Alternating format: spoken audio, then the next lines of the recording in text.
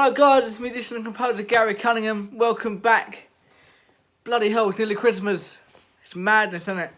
It's been an absolutely insane year for me. There'll be a YouTube video detailing my favourite gigs of the year. Or probably my favourite gigs of all time. Or my favourite gigs of the year. We're not too sure yet. But I was going to do a keys cover today. But problem is, over time, I had 4 jack leads, right? And over time, I've lost them. So my last jack lead that I had, the last one standing, is in a studio in London somewhere. Because I took it to Liverpool. Did I? Yeah. I used it in Liverpool. Right, I used my jack leads in Liverpool for one of my keyboards. No, hold on. One of them's in Liverpool. That's it. One of them's got to be in Liverpool somewhere at the Epstein Theatre.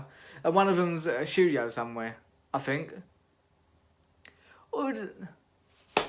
I think I lent Mike exactly anyway. But anyway, that's not the point of the video. Sorry for digressing. On to the point of today's actual video is to talk about whether doing a music degree in 2018/2019/now is worth your time and your money. I'm currently studying for a degree in music education at the University Centre Colchester. And from what I can gather, it is actually worth doing. I believe it's worth my time and my money, because as a musician,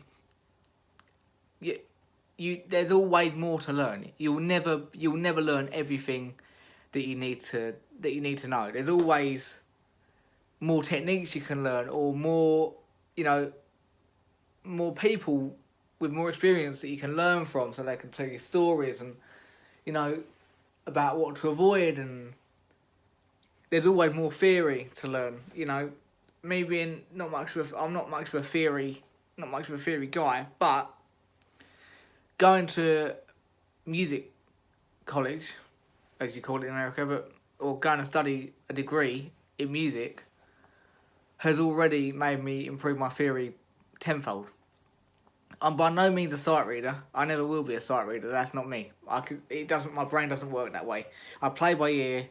I pick up songs like that by ear, and that's how it is. However, I've learned since going to music uni that theory is just as important as overall musicianship.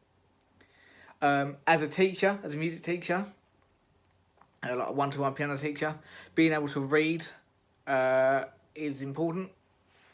Because obviously, if your student puts the piece in front of you and goes, I want to learn this today, and they put it in front of you, you need to be able to sit there and dissect it and not take all day about it. I can do that now, a little bit. Not brilliantly, but enough to get by with the level that I'm teaching at now, which is just, I'm teaching I don't know how, I think it's 15, 16 now. I'm teaching a 15, 16-year-old called Aidan, who's like me, he plays by ear, but I'm teaching him to read music as well, because that's just important. And I'm teaching a younger guy called Felix, who's 8. With Aidan, it's very much sort of, okay, I'm going to teach you this technique today, I'm going to teach you this song for this reason. And I'll just let him get on with it. And I sit and watch, and if he needs correcting, I'll correct him. But if we're doing theory, I'll get up musictheory.net, or I'll get a piece of sheet music and go, right, we're learning this today, we're going to take time to learn this. But most of the time, it involves me sitting there and teaching him something, and then watching him work it out for himself, and then correcting it as we go. However, with Felix is a different kettle of fish altogether. Because he's 8, he's only just starting out. He requires a lot of my attention, a lot of discipline, and a lot of going over things and teaching things. And I feel that going to study music at degree level has enabled me to teach someone like Felix, who's slightly younger, who's just starting out, because I'm learning all these different methods in the classroom that I can then take into the real world and use. Obviously, most musicians will go and study a degree in popular music or music performance, whatever they call it, your university that you're going to study at. If you go and study a degree in popular music, I guarantee you'll learn so much that you can go and use in the gigging world. You'll make contacts, because I guarantee you, if you make the right impression and you show your lecturers that you're interested in the industry and you really want to be part of it, and you're working hard, you're doing as much as you can, your lecturers will want to stay in touch with you, and in turn, your lecturers will then potentially pass on opportunities for you. So my college lecturer, when I was at college level studying a BTEC Level 3 extended diploma in music performance, I've stayed in touch with all of my lecturers from there, and a couple of my lecturers have helped me out. They put work my way, they give me advice. I know I can call them up if I'm struggling with something and talk to them. It's the same at degree level. I know that when I leave my degree and when I graduate, I can still go back to the uni or just contact my then ex-lecturers personally, and I know they'll help me. The music industry is it's about what you know, of course, but it's also about who you know. So the more time you spend sort of around more experienced musicians, whether that be at college level or degree level, the more people you're going to know, the more gigs you're potentially going to get. Sometimes I do feel that a music degree isn't worth doing, because I sit there going, so I'm spending $9,000 a year and I could be gigging today, or I could be teaching today, or I could be recording today. But a lot of the things I've been taught, I would never have taught myself. I never would have been taught by anybody else. And also, my uni offers the chance to have one-to-one piano lessons as well.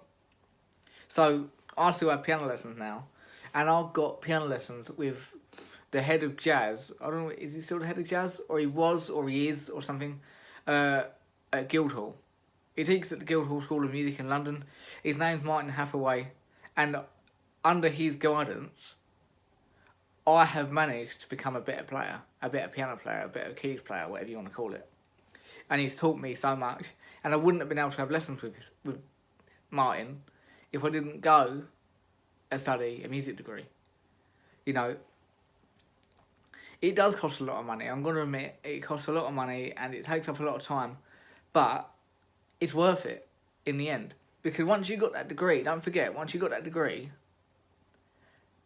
you are instantly more qualified than someone who doesn't. So if you want to go and teach somewhere, you are more likely to get a job teaching if you've got a music degree than if you haven't.